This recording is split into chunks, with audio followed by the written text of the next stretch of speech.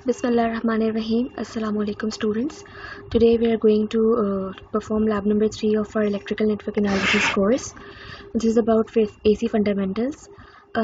इस लैब में हम लोग जितने भी फंडामेंटल टर्म्स जो AC वेवफॉर्म्स को स्टडी करने में यूज़ होती हैं उनको सीखेंगे, जिनमें जो मोस्टली यूज़ होती हैं वो VPP, VP, VRMS, V average, IRMS etcetera. जो AC वेवफॉर्म्स जो कि मोस्टली साइन वेव होती है उनमें ये टर्म्स यूज़ हो रही होती हैं अक्सर। तो हम देखेंगे और मोर पर्टिकुलरली हम लोग ये सीखेंगे कि इन टर्म्स को किस तरह से स्टडी किया जाता है एक AC वेवफॉर्म्स में। ठीक है, तो सबसे पहले हमारे पास हम लोग इस डायग्राम के ऊपर डायरेक्टली आ जाते हैं। ये हमारे पास एक AC साइनोसॉइडल वेवफॉर्म है। ठीक है, ये साइन वेव है जो कि AC है। AC कैसे है? बिकॉज ये इसका हाफ साइकिल जो है वो पॉजिटिव साइकिल में और हाफ साइकिल जो है वो नेगेटिव फेज में है। ठीक है, तो जो सबसे पहली टर्म है वो है हमारे पास VP। VP हमारे पास is also called as peak voltage. P stands for peak और पीक वोल्टेज। पीक हमारे पास पीक वोल्टेज अगर ये वेवफॉर्म करंट की है तो IP आ जाएगा। That means current, peak current. तो पीक जैसे कि नाम से ही ऑब्वियस हो रहा है कि ये पीक मतलब जो हाईएस्ट पॉइंट होगा वोल्टेज का वेवफॉर्म पे, वो ही हमारे पास ये पीक वोल्टेज होगा। It starts from the reference line. हमारे पास इस वक्त रेफरेंस लाइन जो है वो ये वाली लाइन है, रेफरेंस लाइन। रेफरेंस लाइन से लेकर जहाँ तक इस वेवफॉर्म की पीक आएगी, पीक मीन्स हाईएस्ट पॉइंट आएगा। पॉइंट ये भी है, ये भी है, ये भी है, but these are not the highest points. This is the highest point. ये हमारे पास हाईएस्ट पॉइंट है। तो यहाँ से लेकर यहाँ तक जब हम वोल्टेज मेजर करेंगे, यानी ये लाइन अगर 0 की है और ये लाइन जो है वो कोई 5 वोल्ट्स है, तो यहाँ से लेकर यहाँ तक 5 वोल्ट्स बना, तो इस केस में 5 वोल्ट्स जो है वो हमारे पास पीक वोल्टेज है। ठीक है, सो ये हमारे पास पीक वैल्यू होती है। Peak value mean starting from the reference point till the highest point of a waveform is called as peak value. ठीक है, either it can be of voltage और it can be of current as well. यानी कि अगर ये waveform current की होगी तो वो करंट की पीक वैल्यू हो जाएगी, अगर ये वेवफॉर्म वोल्टेज की है तो वोल्टेज की पीक वैल्यू हो जाएगी। दूसरी टर्म जो हम यूज़ करते हैं वो होती है हमारे पास VPP। That means V peak to peak, यानी पीक टू पीक वोल्टेज। अगर करंट होगा तो I पीक टू पीक, यानी पीक टू पीक करंट। इसी तरह से अगर पावर भी होगी तो पीक टू पीक पावर, इस तरह से। Now what does this peak to peak refer to? मतलब ये पीक टू पीक होती क्या है? पीक टू पीक हमारे पास यानी एक पीक से लेकर दूसरी पीक तक। ठीक है, यानी जो हमारे पास हाईएस्ट पॉइंट है इस वक्त हमें जो नज़र आ रहा है वो ये है, लेकिन अगर हम डाउनवर्ड्स देखें तो हमारे पास हाईएस्ट पॉइंट इस रेफरेंस से ये वाला पॉइंट भी हाईएस्ट पॉइंट है। Not the highest point but this is also the peak. अगर हम यहाँ से मेजर करना शुरू करें तो ये पीक है हमारे पास। तो यहाँ से मेजर करना शुरू करें तो ये पीक है हमारे पास। ठीक है, यानी अगर हम माइनस से स्टार्ट करें तो ये पीक है, अगर हम पॉजिटिव से स्टार्ट करें तो ये पीक है। तो एक पीक से लेकर दूसरी पीक का जो वैल्यू का जो दूसरी पीक का जो वोल्टेज होगा या करंट होगा, वट एवर जिसकी भी वेवफॉर्म है, वो वैल्यू हमारे पास पीक टू पीक वैल्यू कहलाती है। यानी इस केस में अगर मैंने यहाँ पर इस पॉइंट को 5 वोल्ट्स कहा था और इस पॉइंट को 0 कहा था, तो obviously it's a sine wave और जो कि पीरियोडिक होगी, अपने साइकिल को रिपीट कर रही होगी। तो यहाँ से यहाँ तक अगर 5 वोल्ट्स है, 0 से लेकर यहाँ तक 5 वोल्ट्स है, तो सिमिलरली यहाँ से यहाँ तक यानी माइनस तक, 0 से लेकर माइनस तक यहाँ पर भी 5 वोल्ट्स ही होगा। मतलब 0 अगर मैं यहाँ से मेजर करना शुरू करूँ तो जो मैग्नीट्यूड होगा वो 5 वोल्ट्स ही होगा। तो इसलिए अगर मैं एक पीक से दूसरी पीक तक मेजर करूँगी तो मेरे पास यहाँ से यहाँ तक का डिस्टेंस 5 और यहाँ से यहाँ तक का डिस्टेंस 5 प्लस 5 इक्वल्स टू 10। तो दैट मीन्स जो मेरा पीक टू पीक वोल्टेज होगा इस सिनेरियो में वो मेरा 10 वोल्ट्स होगा। और अगर कोई मुझे कहे कि मुझे पीक वोल्टेज फाइंड आउट करना है तो peak voltage will start from the reference point. Reference point यहाँ पर अभी हमारा 0 है, तो 0 से लेकर यहाँ तक 5 वोल्ट्स बनते हैं, तो 5 वोल्ट्स हमारा पीक वोल्टेज हो जाएगा। दूसरी टर्म जो हमारे पास यूज होती हैं वो एक होती है एवरेज, वी एवरेज या फिर आई एवरेज, अगर जिसकी भी वेव फॉर्म है एवरेज टर्म्स, यानी उस वेव फॉर्म का एवरेज। अब हमारे पास ये एक हमें एवरेज पता है, एवरेज क्या होता है? एवरेज मीन्स के sum of numbers divided by number of numbers, यानी कि इन टोटल ये जितने ही पॉइंट्स इन सबका सम डिवाइडेड बाय टोटल जितने नंबर ऑफ पॉइंट्स हैं हमारे पास, यहाँ से लेकर स्टार्टिंग फ्रॉम यहाँ तक कितने पॉइंट्स हैं, ये हमारे पास एवरेज होता है। बट वी ऑल नो कि हमारे पास क्योंकि ये वेव फॉर्म जो है वो कंटिन्यूस वेव फॉर्म है, और इसका एवरेज इसका हम टोटल नंबर ऑफ नंबर्स हम नहीं निकाल सकते जिस तरह से हम बाकी एवरेजेस निकालते हैं। तो कंटिन्यूस वेव फॉर्म का हम एवरेज जो है वो इस फॉर्मूला से नहीं निकालते, बल्कि जो कंटिन्यूस वेव फॉर्म हम लोग डिस्क्रीट का निकालते हैं इस फॉर्मूला से, क्योंकि हम नंबर ऑफ नंबर्स पता होते हैं तो हम निकाल लेते हैं सम ऑफ नंबर भी नंबर ऑफ नंबर भी डिवाइड करने के लिए। लेकिन क्योंकि ये कंटिन्यूस वेव फॉर्म है तो इसलिए हम लोग जो है वो इस केस में अगर हमें टोटल सम निकालना हो इन पूरे पॉइंट्स का, सम ऑफ नंबर्स हमें इन पॉइंट्स का अगर निकालना हो तो हम लोग इंटीग्रल वैल्यू लेते हैं, यानी इंटीग्रेट कर देते हैं उस टर्म को। यानी अगर मैं इसको ये पूरी वेव फॉर्म को जो एक्सप्रेशन है वो ये गालिबन ये एक्सप्रेशन है, अगर मैं इसको लिखूं और इसको साथ इसको इंटीग्रेट कर दूं with respect to this time, ठीक है, या with respect to its upper limit and lower limits, ठीक है, इसकी जो अपर लिमिट और लोअर लिमिट्स है mean starting from here from 0 till this point, इनकी लिमिट्स के साथ मैं इसको इंटीग्रेट कर दूं और डिवाइड कर दूं टोटल टाइम पीरियड के साथ, तो मेरे पास एवरेज आ जाएगा। ठीक है, इसके फॉर्मूला होते हैं, मैं आपको दे दूंगी, प्रोवाइड कर दूंगी इसके फॉर्मूला से किस तरह से हम लोग एवरेज निकालते हैं एक कंटिन्यूस वेव फॉर्म का, but not in this lab, मैं अलग से उसका जो है डॉक्यूमेंट अपलोड कर दूंगी। तो हम लोग इस तरह से एवरेज निकालते हैं। But in this case we all know कि हमारे पास क्योंकि ये पीरियोडिक वेव फॉर्म है विच इज स्टार्टिंग फ्रॉम 0 और हमारे पास एक पॉइंट तक जाकर फिर दोबारा अपने साइकिल को रिपीट करती है, यानी कि जितना पार्ट हमारे पास पॉजिटिव में है उतना ही पार्ट नेगेटिव में है।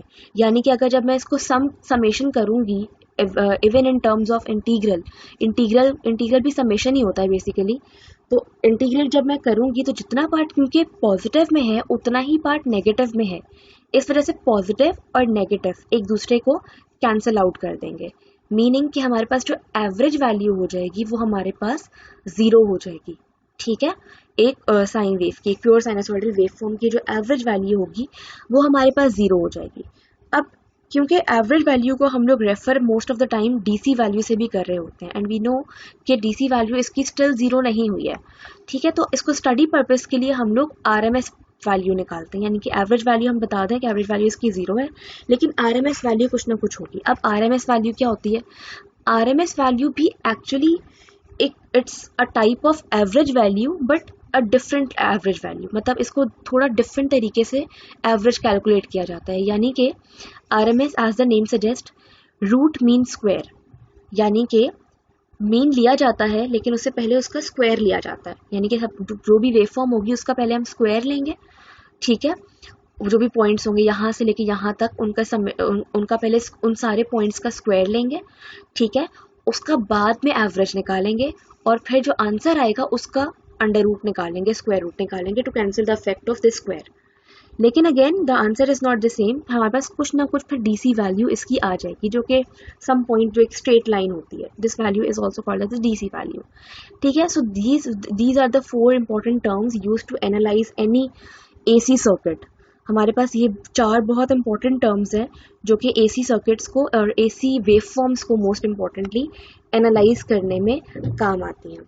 एक और मोस्ट इम्पॉर्टेंट बात बता दूं यहाँ पर कि अगर हमारे पास मेंशन्ड ना हो कि कोई टर्म, अगर हमारे पास यूज वोल्टेज हमें गिवन है, let's say V is equal to 5 volts given है, ठीक है, और अगर हमें मेंशन नहीं है कि हमारे पास जो है ये वोल्टेज कौन सा वोल्टेज है, either it is VPP, VP, average और RMS, अगर हमें मेंशन नहीं है तो in that scenario depending upon the situation आपको उस वोल्टेज को RMS वोल्टेज कंसिडर करना होता है। ठीक है, अगर आपके पास मेंशन्ड है कि ये वोल्टेज पीक टू पीक है या VP है या एवरेज है या जो भी है, अगर तो मेंशन्ड है तो आप वही लेंगे। अगर मेंशन्ड नहीं है तो that means you have to consider that voltage और that value as RMS value. ठीक है, और इसकी वजह क्या होती है? इसकी वजह ये होती है कि जितने भी हमारे मीटर्स होते हैं यानी मल्टीमीटर वगैरह, इनमें जब हम लोग मेजर करते हैं वैल्यू को, एसी वैल्यू को, तो हमारे पास जो आंसर आता है वो हमें आरएमएस आता है। आरएमएस आता है यानी कि हमारे घरों में अगर हमें कहा जाए कि हमें 220 वोल्ट सप्लाई दी जा रही है फ्रॉम द सप्लाई प्रोवाइडर, हमें जो वोल्टेज सप्लाई कर रहे हैं वो लोग, वो 220 वोल्ट सप्लाई कर रहे हैं। तो अब ये 220 वोल्ट्स हमें पता है सबको एसी होते हैं, लेकिन ये 220 वोल्ट्स जो है वो क्या, कौन से वोल्टेज है? Either V peak to peak है, वी आरएमएस है, वी एवरेज है, या फिर वी पीक है। तो क्योंकि it's not mentioned, so that's why it is 220 is the RMS voltage we are having in our homes। ठीक है। और दूसरी वजह यही है कि मैंने बताई कि जैसे हम जितने मीटर से मेजर वगैरह कर रहे होते हैं, जो तो हमें जो वो वैल्यू जो दे रहा होता है वो आरएमएस वैल्यू होता है। तो अपने घरों के जितने भी अगर मल्टीमीटर लगा के अपने सॉकेट से चेक करेंगे तो आपके मीटर में 220 वोल्ट्स आ रहे होते हैं और वो आरएमएस वैल्यू ही होती है। ठीक है। जितने भी आपके मीटर्स होते हैं वो रीडिंग आपको आरएमएस रीडिंग देते हैं। I repeat that. Okay. So this is about okay. अच्छा, तो अब प्री लैब की तरफ मूव करेंगे। प्री लैब में कुछ क्वेश्चंस हैं, 2 क्वेश्चंस हैं। It is about Faraday's law, जो कि हमने बहुत बार पढ़ा हुआ है अपने प्रीवियस क्लासेस में भी, कोर्स में भी, मतलब आप लोगों ने पढ़ा ही होगा।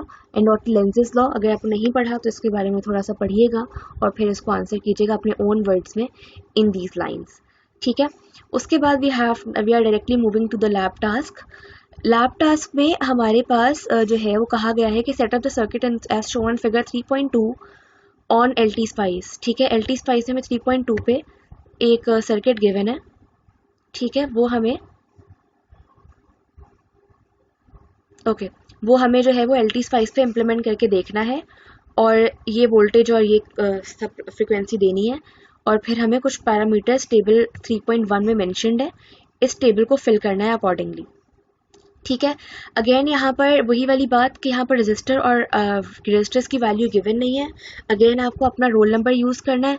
आपका रोल नंबर अगर 6 डिजिट है तो जो भी फर्स्ट 3 डिजिट्स हैं वो इसमें रजिस्टर की 1 की वैल्यू होगी और जो लास्ट 3 डिजिट्स होंगे वो रजिस्टर 2 की वैल्यू होगी। लेट्स से आपका रोल नंबर 1810, साथ में के भी लगा दें, किलो भी लगा दें ताकि थोड़ा वैल्यू बढ़ जाए।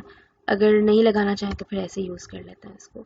और 1810-125 लेट से आपका ये रोल नंबर है। ठीक है। तो अच्छा, यहाँ पर आप लोग इंसर्ट में जाकर सिंबल्स में जाकर ओम का सिंबल लगाना ना भूलें। It's very important that you use the units as well with the readings. ठीक है। अच्छा, हम लोगों ने डिसाइड कर लिया कि हमारे R1 एंड R2 की वैल्यूज़ क्या हैं। अब हम लोग इसको इम्प्लीमेंट करेंगे ऑन एलटी स्पाइस सर्किट। ठीक है। एलटी स्पाइस यूज़ करना मैंने लास्ट टाइम सिखा दिया था। डायरेक्टली मैं विदाउट सेइंग एनीथिंग मैं डायरेक्टली स्टार्ट करूँगी।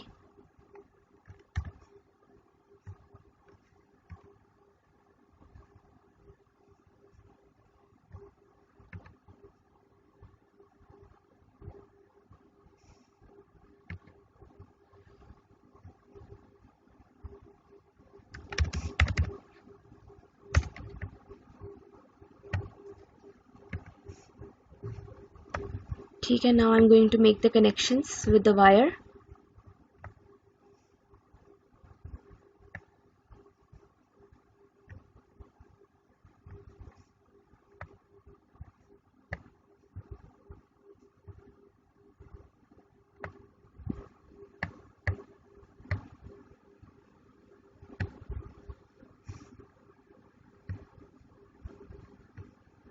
Now I am going to change the values.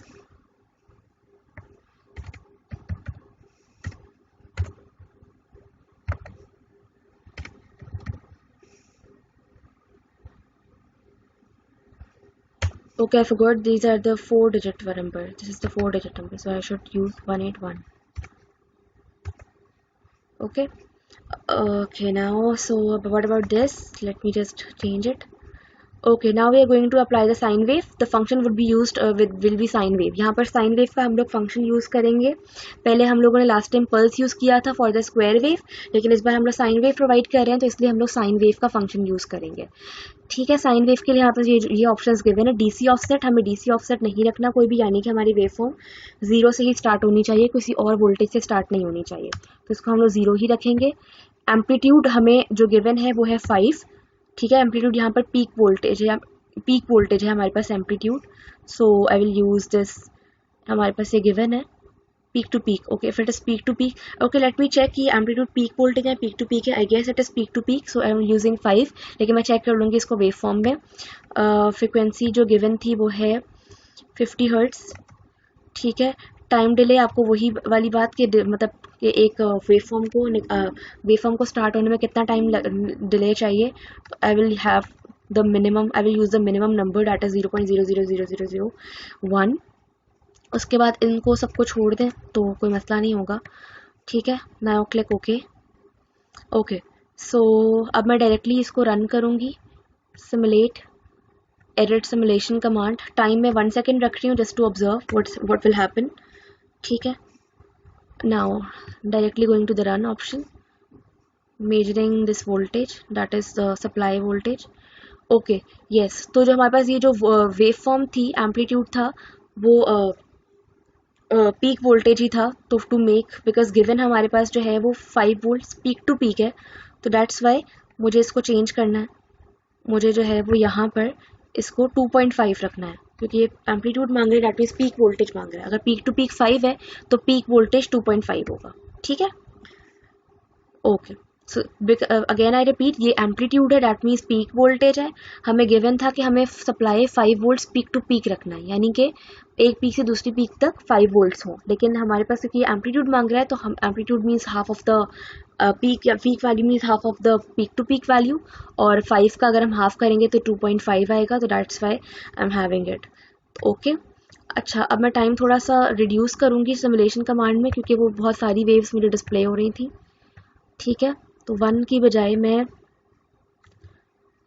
0.1 रख देती हूँ. ठीक है, so this is my supply. Okay, now I am having a good graph. अच्छा, अब हमारे पास ये 2 पॉइंट, यहाँ से अब देख लें, यहाँ से लेके यहाँ तक 2.5 है, यहाँ से लेके यहाँ तक 2.5 है, तो टोटल ऑल इन ऑल ये 5 वोल्ट्स पीक टू पीक हो जाएगा, यानी यहाँ से लेके यहाँ तक टोटल 5 हो जाएंगे. ठीक है, अब हमें करना क्या क्या है, लेट मी जस्ट चेक. अच्छा, अब हमें ये टेबल 3.1 फिल करना है. इसमें कहा हुआ है कि हमें पीक टू पीक मेजर करना है Vn. ठीक है, Vn peak to peak measure करना है, तो let me just do it. I am just turning on the grid. Grid को ऑन कर लेंगे. ठीक है, ताकि नज़र आए सही से. अच्छा, पीक टू पीक ऑब्वियस है, सप्लाई का तो जितना हम लोगों ने दिया हुआ है उतना ही होगा. यहाँ से 2.5 आ रहा है, तो ऑफ कोर्स यहाँ पर Vn जो होगा वो पीक टू पीक है तो 5 ही हो जाएगा. सही है. उसके बाद next is V peak. V peak हमें पता है कि वी पीक हम लोगों ने बता दिया था कि 2.5 है, ये गिवन है. Now is the turn for V average. अब हमें वी एवरेज फाइंड आउट करना है और V R M S find out करना है. अब ये थोड़ा इंपॉर्टेंट है, इसको ज़रा गौर से देखें कि ये वी आर एम एस और वी एवरेज कैसे निकालते हैं. जो हम लोग ऑसिलोस्कोप अपनी लैब में यूज़ करते हैं, उसमें तो आप ऑप्शंस को क्लिक करें तो हमारे पास एवरेज वोल्टेज आ जाता है ईजिली, और आर एम एस वोल्टेज भी डिस्प्ले हो जाता है. Just we have to select the option. लेकिन यहाँ पर कैसे करना है, यहाँ पर हम देख लेते हैं. यहाँ पर ओके, यहाँ पर करने के लिए मैं दोबारा मैं बता दूँ कि जिस वेव फॉर्म का आपको एवरेज और आरएमएस वैल्यू निकालनी है, उस वेव फॉर्म के लेबल के ऊपर अपना कर्सर रखेंगे. जैसे मैंने रखा, ये इसका लेबल है. ठीक है, ये वेव फॉर्म है, इसका जो लेबल है वो यहाँ लिखा हुआ है. इसका लेबल का नाम है VN001. N means node, 001 means node 1. This is node 1 and this is node 2. ठीक है, अच्छा तो ये इसका लेबल है, इसके ऊपर आप अपना कर्सर रखें. कीबोर्ड से कंट्रोल की को प्रेस करें और करके रखें. कंट्रोल की को प्रेस करके रखें. ठीक है, अब राइट क्लिक करें, सॉरी लेफ्ट क्लिक करें. ठीक है, क्लिक वंस. ठीक है, जब आप क्लिक करेंगे तो आपके पास ये RMS वोल्टेज और एवरेज वोल्टेज आ जाएगा। अब आप इसमें देख सकते हैं कि एवरेज वैल्यू जो है वो -7 पॉइंट समथिंग समथिंग माइक्रो में है। This is almost equal to 0, ठीक है। ये almost equal to some very big value micro, वो भी माइक्रो में, तो ये ऑलमोस्ट इक्वल टू 0 है। तो हम लास्ट टाइम हम लोग अभी जो थोड़ी देर पहले हम लोगों ने डिस्कस किया था कि एवरेज वैल्यू जो होती है वो 0 होती है, और क्योंकि प्रैक्टिकल मेजरमेंट है तो अराउंड 0 है ये, ठीक है। अच्छा, तो RMS वैल्यू हमें बता दी है यहाँ पर 1.7679, ठीक है। तो हम यहाँ पर लिख लेंगे average value, like I am writing -7 it was 7.77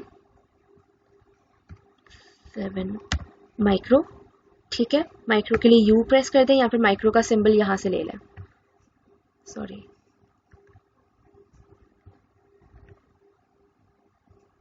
micro का सिंबल हमारे पास ये रहा, ठीक है।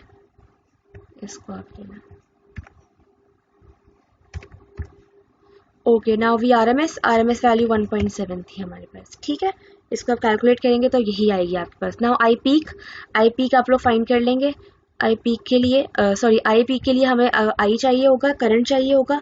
करंट हमें पता है कि ये सीरीज सर्किट है, तो किसी भी कंपोनेंट पे, किसी भी एलिमेंट पे हम लोग अपने कर्सर को रखेंगे तो हमारे पास करंट आ जाएगा, और करंट जो है वो हमारे पास सेम ही आएगा, because through out the circuit हमारे पास एक ही करंट फ्लो हो रहा है। तो हम किसी पे भी रख देंगे, हमारे पास करंट आ जाएगा। ये हमारे पास करंट आ गया है, ठीक है। अब करंट, अच्छा, करंट में हो सकता है कि डायरेक्शंस जो है वो थोड़ी डिफरेंट हो, कि ये जैसे इसकी डायरेक्शन एरो जो है वो इसका टू द लेफ्ट साइड दिखा रहा है, और इसका एरो जो है वो डाउनवर्ड्स दिखा रहा है। तो ये पॉजिटिव में इसको क्लिक करेंगे तो ये थोड़ा सा नेगेटिव में आपको दिखाएगा, ये देखें। लेकिन इट डजेंट मैटर, ये सिर्फ फ्लो ऑफ करंट दिखा रहा है, जो कि नेगेटिव और पॉजिटिव हो सकता है। AC में ऑलरेडी हमें पता है कि AC वेव फॉर्म में हमेशा जो डायरेक्शन होती है वो चेंज होती रहती है, तो डजेंट मैटर फॉर दैट। इसलिए मैं जो हूँ वो इसको बंद कर रही हूँ, डिलीट कर रही हूँ इस ट्रेस को। अच्छा, अब ये IR2 है, इसका हमें मेजर करना है वी पीक के लिए हम लोग अपना कर्सर यूज़ करेंगे। लास्ट लैब में आई गेस मैंने कर्सर यूज़ करना सिखा दिया था, अगर नहीं सिखाया तो मैं दोबारा सिखा देती हूँ। कर्सर यूज़ करने के लिए आपको इस वेव फॉर्म के ऊपर राइट क्लिक करना पड़ेगा, जिसका भी कर्सर ऑन करना है। जिस वेव फॉर्म का कर्सर ऑन करना होगा उस वेव फॉर्म के लेबल के ऊपर राइट क्लिक करना है, ठीक है। राइट क्लिक करें और हमारे पास आ जाएगा अटैच्ड कर्सर। अभी नन हुआ हुआ है तो हम लोग एक फर्स्ट कर्सर अटैच कर लेंगे, ठीक है। अब हम ये जो कर्सर हमारे पास आया है ये कहाँ पर मूव करेगा, ये सिर्फ इस वेव फॉर्म पे ही मूव करेगा। कैसे मूव करता है, ये जो 1 का बटन नज़र आ रहा है, ये जो 1 का लेबल नज़र आ रहा है, ये 1 को आप मूव करते जाएँ, ये 1 को आप मूव करते जाएँ by clicking an arrow, clicking the cursor, आप 1 को मूव करते जाएँ। ये थ्रू आउट ये पॉइंट जो है वो इस वेव फॉर्म के अलॉन्ग मूव करेगा। अब इसकी पीक फाइंड करनी है, तो पीक के लिए हम यहाँ पर रखते हैं पीक पर, और हमारे पास ये कंप्यूटर के बॉटम राइट साइड पर हमारे पास ये कर्सर अपनी वर्टिकल और हॉरिजॉन्टल बता रहा है वैल्यू। वर्टिकल वैल्यू हमें पता है कि वर्टिकल वैल्यू जो है वो करंट की है, और हॉरिजॉन्टल वैल्यू जो है वो टाइम की है। हमें करंट फाइंड आउट करना है, तो करंट जो है वो हमारे पास 8.1 मिली एम्प्स है, ठीक है, जो कि हमारे पास पीक वैल्यू है 8.1 मिली एम्पियर। तो मैं यहाँ पर इसको लिख देती हूँ 8.1 मिली एम्पियर, ठीक है। Units, don't forget to mention the units, सही है। उसके बाद IRMS, again RMS value find out करने के लिए इसी के ऊपर कर्सर रखकर कंट्रोल की को प्रेस करके रखना है और क्लिक वंस, ठीक है। हाँ, बस RMS वैल्यू आ जाएगी 5.77 मिली, 5.77 मिली एम्प्स, ठीक है। यहाँ पर भी don't forget to enter the units, ठीक है। अब हमारे पास सिमिलरली ये कहा हुआ है कि अभी R1 फाइंड आउट करें। R1 के लिए आप जो है वो R1 ये है। अच्छा, अब ये थोड़ा सा इंपॉर्टेंट पार्ट है जो मैंने लास्ट क्लास में बताया था कि मैं नेक्स्ट क्लास में बताऊंगी, तो बता रही हूँ कि हमारे पास हमें जो है अगर voltage across this R1 find out करना हो तो हम कैसे फाइंड आउट करेंगे। हमें पता है कि जब हम लोग अपनी इस प्रोब को रखते हैं तो प्रोब हमारे पास एक ही आती है, क्योंकि हमें लेकिन इसके अक्रॉस वोल्टेज फाइंड आउट करने के लिए हमें एक प्रोब को इस यहाँ पर रखना होगा और एक प्रोब को यहाँ रखना होगा, यानी इसके अक्रॉस प्रोब को रखना होगा। दो प्रोब्स चाहिए होंगी, एक और दोनों को इसके अक्रॉस रखना होगा। तो उसके लिए हम लोग क्या करेंगे, इसके अक्रॉस रखने के लिए, क्योंकि हमें इसके अक्रॉस रखने के लिए हम लोग यहाँ पर जिस पॉइंट को हमें रेफरेंस पॉइंट सेलेक्ट करना है, यहाँ पर कर्सर को रखेंगे, प्रोब आ जाएगी। Now right click once, right click करेंगे एक बार, ठीक है, और यहाँ पर लिखा आएगा मार्क रेफरेंस, यानी कि जो हमारे पास प्रोब्स होती हैं, एक ब्लैक वाली होती है और एक रेड वाली होती है। तो हमें इसको बताना है कि हम ब्लैक वाली किसको ले रहे हैं और राइट वाली किसको ले रहे हैं, सॉरी रेड वाली किसको ले रहे हैं। तो हम क्योंकि ब्लैक वाली हम चाह रहे हैं कि इसको लें और रेड वाली इसको लें, तो हम इसको यहाँ से मार्क रेफरेंस कर रही हूँ मैं इसको। अब देखें ये जो प्रोब है ये ब्लैक हो गई और यहाँ पर ये रुक गई है। नाउ अगेन हमारे पास जो एक और प्रोब आ रही है वो रेड वाली प्रोब आ रही है, इसको हम लोग यहाँ पर रखेंगे और जैसे हम लोग बाकी प्रोब्स के लिए क्लिक करते थे, ये इसको भी क्लिक वंस करेंगे, तो ये इसके अक्रॉस जो वोल्टेज होगा वो हमें दे देगा। ठीक है, अगर आप रेफरेंस चेंज करना चाहें तो रेफरेंस चेंज भी कर सकते हैं, AC waveform it will not matter. ठीक है, तो ये हमने किया, तो ये हमारे पास वोल्टेज अक्रॉस दिस R1 आ गया। तो इसका लेवल भी आप चेक करें, VN001 N002, यानी 1 से लेकर 2 तक का वोल्टेज। ठीक है, यहाँ से लेके यहाँ तक का हमें वोल्टेज बता रहा है ये। तो ये अगर मैं इसके क्योंकि मुझे कर्सर चाहिए तो मैं इसके कर्सर को सेलेक्ट करती हूँ। ठीक है, मुझे इसका अगर पीक वोल्टेज चाहिए तो मैं इसका 2 नंबर कहाँ है, आई होप कर्सर आ गया है। ओके, अब ये 2 को मैं मूव करूंगी। ठीक है, तो यहाँ पीक पे रखा मैंने और ये मेरे पास राइट साइड पे कर्सर 2 की वैल्यू दिखा रहा है। कर्सर 2 की वैल्यू जो है वो कितनी आ रही है, 1.47 वोल्ट्स। ठीक है, तो 1.47 is the voltage of this VR1। ठीक है, this is not peak to peak, of course this is peak.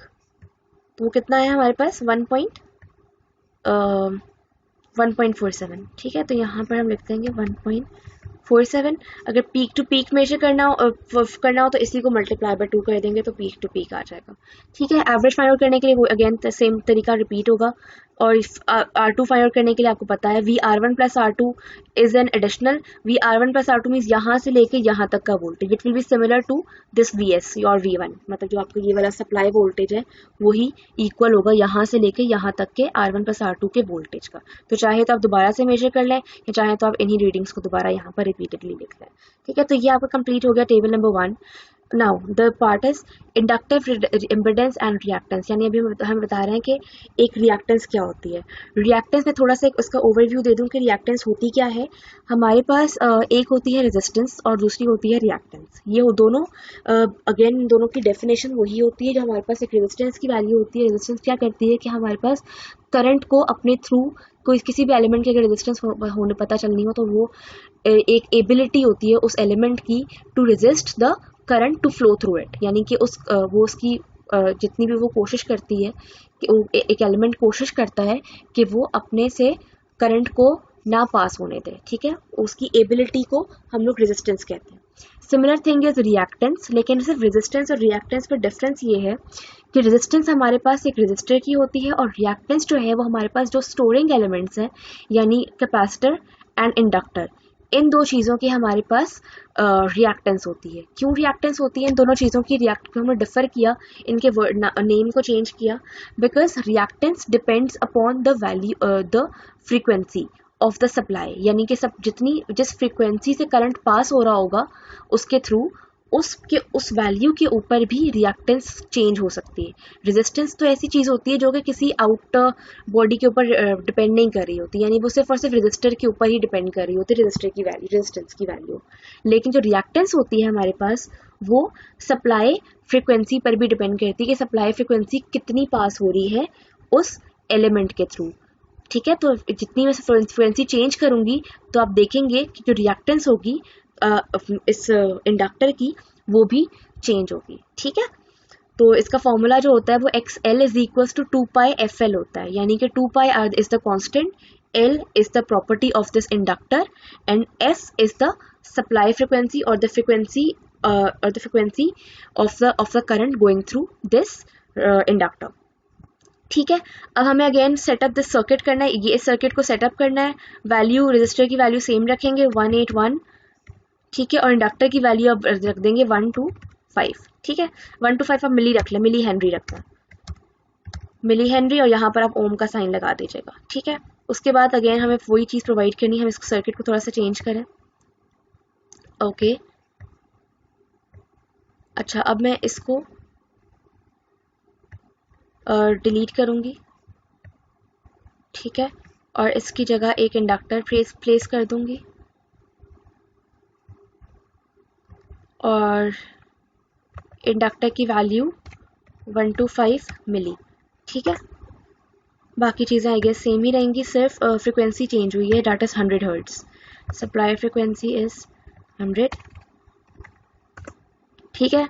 बाकी चीज़ें सेम है, हमें करना क्या है देख लेते हैं। Plot the voltage and currents as mentioned in 3.2 table में क्या क्या मेंशन्ड है हमारे पास डिफरेंट। अब ये चेंज ऑफ फ्रिक्वेंसी बता रहा है कि फ्रिक्वेंसी के चेंज करने से हमारे पास वैल्यू ऑफ एक्सेल यानी एक्सेल की वैल्यू पर क्या फ़र्क पड़ता है, ठीक है। और एक्सेल की वैल्यू दो तरीक़ों से फाइंड आउट की हुई है, क्योंकि ये एक्सेल जो है वो मैंने बताया था कि ये रिएक्टेंस जो होती है वो एक तरह की रेजिस्टेंस ही होती है, but the only difference is of the frequency, ठीक है। लेकिन तो जैसे रेजिस्टेंस हम लोग फाइंड आउट करते हैं, resistance is equals to V divided by I, उसी तरह से XL is also equals to V यानी voltage across inductor divided by the current going through the inductor. यानी कि जैसे मैं इस रेजिस्टेंस की वैल्यू मैं इस तरह से बता सकती हूँ कि this value resistance will be equal to voltage across this resistor divided by current going through this resistance through resistor, तो हमारे पास ये आर आ जाएगा, सही। इस तरह से हमें एक्सएल फाइंड करना हो, XL means reactance of this inductor. XL find करने के लिए we need to have voltage across this inductor divided by current going through this inductor, ठीक है। और दूसरा formula XL is equals to 2πfl, तो दोनों फॉर्मूलों से वेरीफाई किया हुआ है इस रिएक्टेंस की वैल्यू को, ठीक है। एक इस फॉर्मूले से एक इस फॉर्मूले से, ये मेजर्ड हो जाएगी बिकॉज मेजर आपके पास ये दोनों चीज़ें मेजर्ड है और ये आपके पास कैलकुलेटेड हो जाएगी, ठीक है। तो अब हम लोग देख लेते हैं कि इसमें हमारे पास V peak to peak and I peak to peak given है, तो हम लोग इनको देख लेते हैं कि हम फ्रिक्वेंसी 100 है, वोल्टेज और करंट फाइंड आउट करना है। वोल्टेज अक्रॉस रजिस्टर गिवन है, ओके नहीं, voltage across inductor end voltage across current going through the inductor. Current यहाँ करंट इस रजिस्टर का लें या इस इंडक्टर का लें सेम होगा बिकॉज वी नो कि ये सीरीज सर्किट है। तो मैं इसको रन करती हूँ डायरेक्टली, ठीक है। तो if I want the voltage across this inductor I will simply insert my probe over here. This is the voltage across inductor and what else I want is current across this inductor, ठीक है। तो current के लिए मैं यहाँ पर रखती हूँ, तो मेरे पास ये CT आ गया करंट ट्रांसफॉर्मर, तो अब ये मेरे पास करंट आ गया, ठीक है। दोनों के पीक वोल्टेजेस फाइंड आउट करने के लिए इसका पीक वोल्टेज तो नज़र आ रहा है मेरे पास 1 है, ठीक है। और इसका जो है वो हम कर्सर से मेजर कर लेंगे, तो जो भी आप मेजर करेंगे वो आप यहाँ पर लिख दीजिएगा। Let me just measure it once. इसको मेजर करने के लिए कर्सर ऑन करते हैं, ठीक है। कर्सर जो है वो कहाँ पर है, ये रहा कर्सर। कर्सर को मैं यहाँ पर सिंपली प्लेस कर रही हूँ, ठीक है। तो वैल्यू इज़ 99.9992 और 1 वोल्ट्स, ठीक है। ये 1 वोल्ट्स आ जाएगा और जो करंट होगा, करंट का कर्सर ऑन कर देती हूँ मैं। ये बार बार इसलिए करके दिखा रही हूँ ताकि किसी को अगर फर्स्ट स्टेप में ना समझ आए तो वो सेकंड स्टेप में समझ ले, ठीक है। तो अब ये दूसरा कर्सर ऑन हो गया मेरे पास। इस कर्सर को मैं यहाँ इस पीक पर रख देती हूँ, ठीक है। तो this is also telling me okay. अच्छा ये करंट बता रहा है मुझे 12.56 या 12 मैंने मूव कर दिया थोड़ा सा, हाँ 12.63 मिली एम्पियर। ये मेरे पास 1 वोल्ट्स था और ये मेरे पास 12.63 मिली एम्प्स, ठीक है। बाकी टेबल आप लोग खुद फिल कर लीजिएगा, सॉरी ये नहीं था, कंट्रोल एक्स कंट्रोल वी, ठीक है ओके। सो बाकी चीज़ें आप लोग टेबल खुद फिल कर लीजिएगा फ्रिक्वेंसी को चेंज कर करके, और एक्सेल इसको ये कैलकुलेट आपको करना है, ये भी कैलकुलेट करना है, टेबल आपका फिल हो जाएगा, ठीक है। उसके बाद आपसे कहा हुआ है कि plot XL versus frequency and paste the snapshot over here. आप लोग चाहें तो मतलब एक्सेल आपको पता है डिफरेंट वैल्यूज ऑफ एक्सेल, ये वाला एक्सेल लीजिएगा जो कि मेजर्ड एक्सेल है, ठीक है, वर्सेस फ्रिक्वेंसी को एक्स एक्सिस पे रखिएगा और वाई एक्सिस पर आप लोग एक्सेल को रख लीजिएगा, मेजर्ड वाला एक्सेल को, ठीक है, और आप प्लॉट कर दीजिएगा ग्राफ को। एक्सेल पे भी ग्राफ प्लॉट कर सकते हैं, हाथ से करना चाहे हाथ से कर दें और फिर उसका स्नैपशॉट जो है वो यहाँ पर पेस्ट कर दीजिएगा, ठीक है। और इस क्वेश्चन का आंसर आपको खुद करना है ऑब्जर्व करके कि आप लोगों ने क्या रिलेशनशिप देखा। इट्स ऑब्वियस रिलेशनशिप क्या होगा, लेकिन still from the formula it's very obvious कि दोनों का रिलेशनशिप क्या है, लेकिन again you have to observe it from the graph as well, ठीक है। उसके बाद पोस्ट लैब आपके पास है, repeat the lab task on any simulator other than the LT spice, ठीक है। अब ये चीज़ मैंने लास्ट लैब में भी कही थी, तो let's just do it on my own. मैं एक बार खुद से भी ये चीज़ करके दिखाना चाहती हूँ। लास्ट टाइम ऑल्सो मैंने नहीं करके दिखाई थी बिकॉज मैं चाह रही थी कि आप लोग खुद से भी एक्सप्लोर करें सॉफ्टवेयर्स को, ऑनलाइन सिमुलेटर्स को, जो कि बहुत सारे होते हैं सर्किट लैब के लिए, कि अगर आपके पास कोई सॉफ्टवेयर इंस्टॉल नहीं भी है और कोई अर्जेंट है आपको तो ऑनलाइन सिमुलेटर्स यूज़ कर सकते हैं। तो मैंने जो ऑनलाइन सिमुलेटर एक्सप्लोर किया था, although I'm not restricting you to use this, but it's it will be a good thing कि अगर आप लोग खुद से अपना कोई दूसरा सिमुलेटर ऑनलाइन एक्सप्लोर करके उसको यूज़ करें, ठीक है। तो मैंने जो एक्सप्लोर किया था वो था सर्किट लैब सिमुलेटर, ठीक है। आप लोग ये यूज़ करना चाहें तो ये भी यूज़ कर सकते हैं, मैंने इसमें आईडी बना ली थी अपनी, तो लेट्स जस्ट डू इट। अच्छा, यही वाले सारे स्टेप जो है मैं यहाँ पर करके दिखा देती हूँ, ठीक है। मैंने अभी अभी इसको न्यूली एक्सप्लोर किया था, तो इसकी मैं दूसरी न्यू फाइल ले लूँगी, न्यू, ठीक है, ओके। अब मुझे अगेन सर्किट मुझे याद है, सर्किट को मैं रिपीट कर लेती हूँ, ठीक है। इसको रोटेट करने के लिए right click now, rotate clockwise और वटेवर वाइज, देन इंडक्टर, एक इंडक्टर वाला करके दिखा रही हूँ, ठीक है। देन सप्लाई आपके पास वोल्टेज फंक्शन जनरेटर लेंगे, ठीक है। फंक्शन जनरेटर के थ्रू ही आप, फंक्शन जनरेटर होता क्या है, फंक्शन जनरेटर आपके पास एसी सिग्नल प्रोवाइड करता है बट विद लोअर वोल्टेज, मतलब low voltage AC signal provide करता है, ठीक है। तो ये आपने ले लिया और एक अदद ग्राउंड ले लेंगे, ठीक है, सही है। अब नाउ कनेक्ट करेंगे इसको, okay, I don't need instructions. अच्छा, ये यूज़ करना मुझे ज़्यादा इजी लग रहा है as compare to LT spice, because इसमें कनेक्शंस खुद ब खुद मेक हो रहे हैं जहाँ जहाँ मैं अपना कर्सर मूव कर रही हूँ। इट्स अ गुड थिंग, ठीक है। अच्छा, अब ये मेरे पास हो गया, इनकी वैल्यूज़ मैं चेंज कर दूँगी, ठीक है। डबल क्लिक करके इनके कॉम्पोनेंट के ऊपर, इसकी वैल्यू थी 181 और डबल क्लिक, इसकी वैल्यू थी 125 मिली जो मैंने ली थी, इसकी वैल्यू डबल क्लिक, और डीसी ऑफसेट 0 था, फेज 0 था, फ्रिक्वेंसी आई गेस 100 थी, और ये साइन वेव भी थी। एम्पलीट्यूड गिवन जो था वो 5 था, यहाँ पे 2.5 था, let me just recall it, it was 5 peak to peak, that means amplitude जो होगा वो मेरे पास 2.5 होगा, 2.5, ठीक है। अच्छा, ये मेरा सर्किट कंप्लीट हो गया। अब मुझे इसको रन करना है। रन करने के लिए मेरे पास जो ऑप्शंस हैं वो हैं, लेट मी सी कि रन कहाँ से होगा। अच्छा, रन यहाँ पर है, तो मैं इसको रन कर देती हूँ। रन के लिए डिफरेंट ऑप्शन है, डीसी सिमुलेशन नहीं करना, डीसी स्वीप नहीं करना, time domain simulation, yes we want to do the time domain simulation. तो अब टाइम डोमेन सिमुलेशन में स्टार्ट टाइम 0 ही दे रही हूँ मैं, और स्टॉप टाइम जो है वो मैंने 0.5 रखा था वहाँ पर, तो 0.5 ही रख रही हूँ मैं, या 0.1 रखा था, 0.1, ठीक है।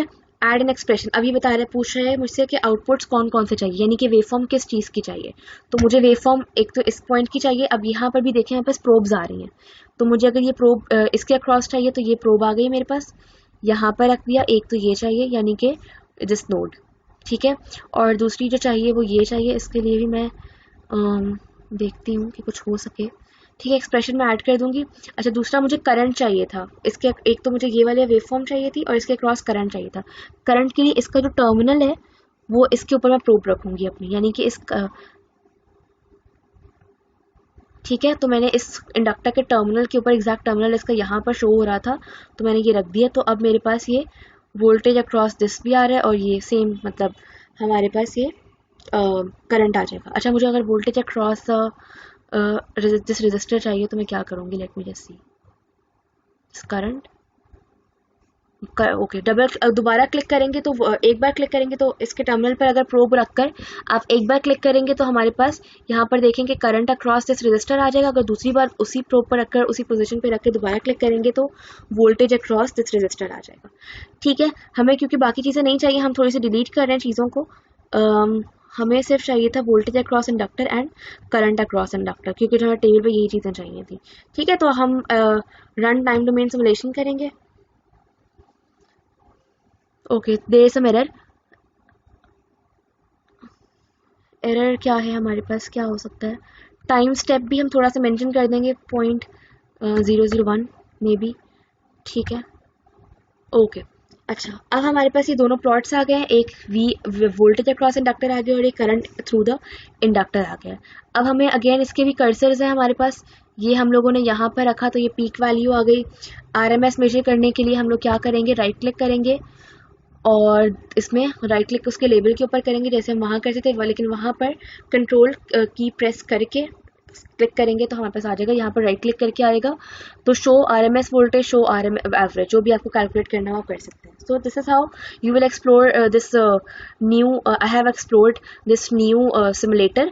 इस तरह से आप लोग भी या तो इसी पे करना चाहें इसी पे कर लें पोस्ट ऐप को, अगर डिफरेंट पे करना चाहें तो डिफरेंट सिमुलेटर पे कर लें, वो ज़्यादा बेहतर होगा। ठीक है, this was about today's lab. ये तो बहुत बेसिक सिंपल सी लैब थी क्योंकि इसमें सिर्फ आपको इंट्रोडक्शन देना था about how to read different parameters of a AC wave form. ठीक है, तो आई होप आपको समझ में आया होगा। अगर नहीं समझ में आया होगा तो you can ask your queries on my email address. ठीक है, ओके, टिल देन अल्लाह हाफिज। Okay, one more thing to remind you कि आप लोग की सबमिशन डेट अगेन 1 वीक होती है after this uploading of this lab. ठीक है, तो लैब मैंने अपलोड कर दी है LMS के ऊपर 2 days बैक, और अब आप लोग को ये वीडियो भी अब आ चुकी है, तो जो सबमिशन डेडलाइन होगी वो मैं इस वीक नेक्स्ट वीक तक, नेक्स्ट थर्सडे तक डालूंगी। ठीक है, ओके, अल्लाह हाफिज।